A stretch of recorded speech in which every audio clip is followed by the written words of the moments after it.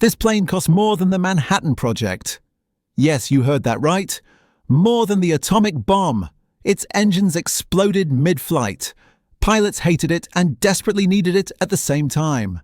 Because without this 141-foot wingspan monster, the Pacific War could have lasted years longer.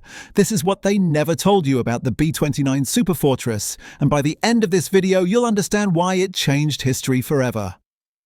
General Henry Arnold, nicknamed HAP, has a vision that seems like science fiction. A bomber capable of flying at over 30,000 feet, carrying tons of explosives 2,500 miles away, and cruising at 350 miles per hour. No plane in the world could do that. But here's the mind-blowing fact. The B-29 project ended up costing $3 billion at the time, about $41 billion in today's money. The Manhattan Project, which developed the atomic bomb, cost $2 billion, about $37 billion today. Think about it. The United States spent more building the plane than developing the nuclear weapon that plane would drop. Boeing wins the contract in 1940. And this is where the story gets interesting, because nobody knew if this plane could even fly. September 21st, 1942. The first XB-29 prototype takes off for the first time.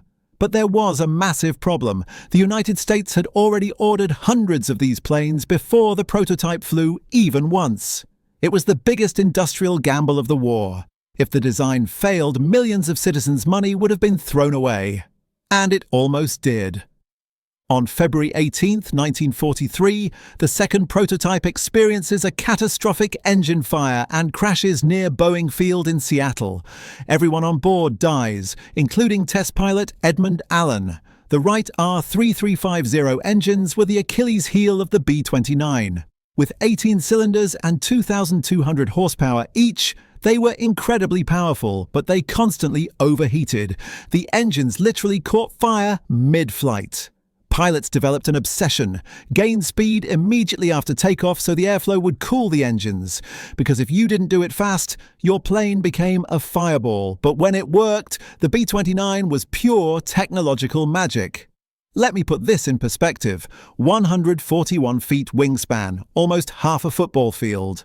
120,000 pounds loaded weight, double the legendary B-17 Flying Fortress. But what was truly revolutionary wasn't its size. It was what was inside. The B-29 was the first heavy bomber with a pressurized cabin.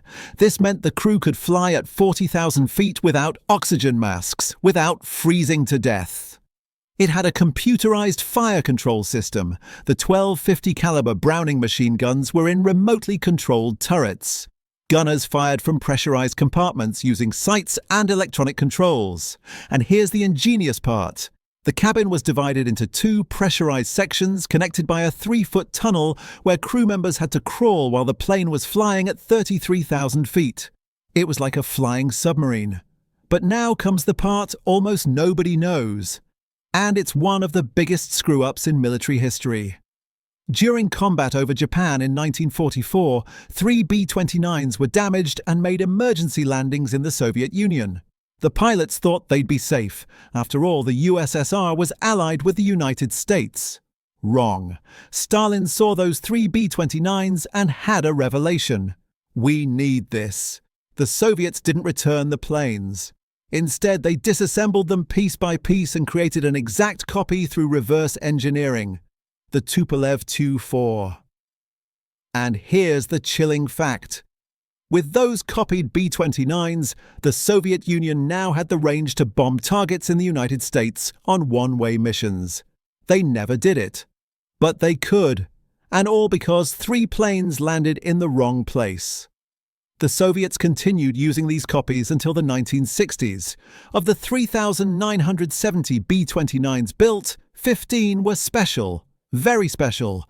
They were called Silverplate, specifically modified to carry atomic bombs. They removed all guns except the tail position. They eliminated the armor.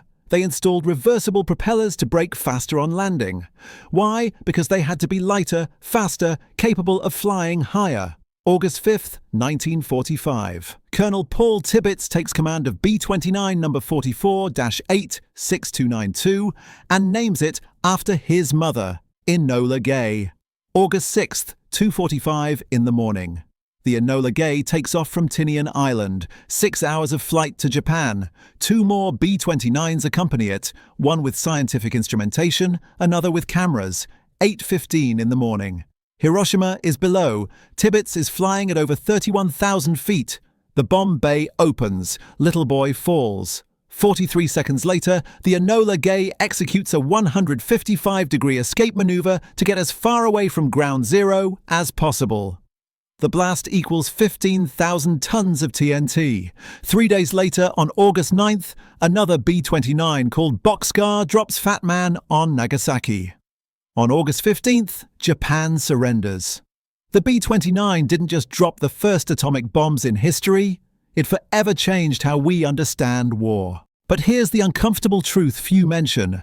Between 1944 and 1945, B-29s dropped over 160,000 tons of conventional bombs on Japan, not counting the 2 atomic bombs. They destroyed much of 66 Japanese cities. The deadliest bombing in history wasn't Hiroshima or Nagasaki, it was Tokyo. On the night of March 9th to 10th, 1945, over 300 B-29s dropped incendiary bombs on the Japanese capital. In a single night, more than 100,000 people died, more than in Hiroshima. The American price, 414 B-29s lost in combat, over 3,000 crew members killed. But the B-29 accomplished its mission. It forced Japan to surrender without the need for a ground invasion that would have cost millions of lives. After the war, the B-29 kept flying. It participated in the Korean War. It was the first plane to perform aerial refueling routinely. It served as a reconnaissance platform.